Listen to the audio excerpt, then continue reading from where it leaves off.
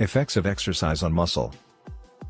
Exercise involves a series of sustained muscle contractions, of either long or short duration, depending on the nature of the physical activity. Effects of exercise on muscles can be considered short-term or immediate, both during and shortly after exercise, as well as long-term, lasting effects.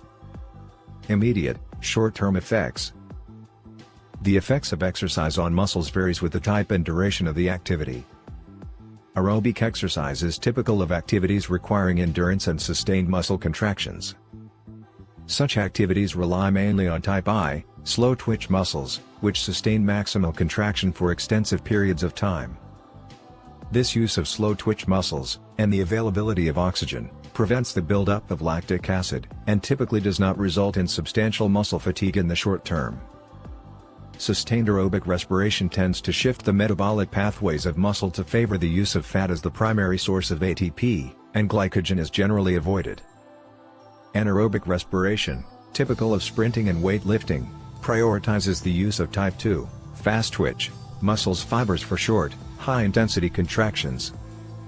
Muscles prioritize the use of readily available ATP, glucose and glycogen for these contractions, which results in a buildup of lactic acid.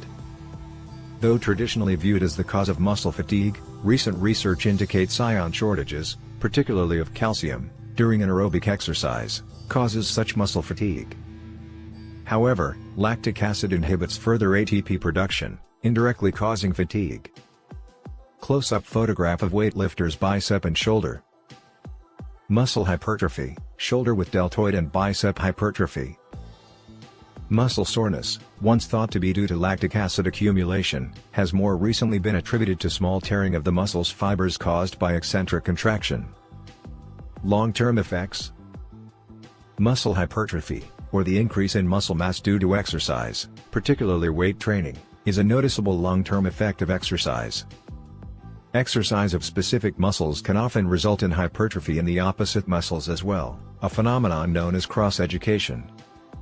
Experts and professionals differ widely on the best approaches to specifically achieve muscle growth, as opposed to focusing on gaining strength, power, or endurance. It was generally considered that consistent anaerobic strength training will produce hypertrophy over the long term, in addition to its effects on muscular strength and endurance.